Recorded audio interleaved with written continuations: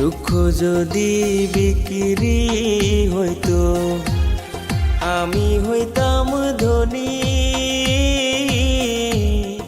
আমার কাছে আছে সই গো দুঃখ নামের খনি, সই গো দুঃখ না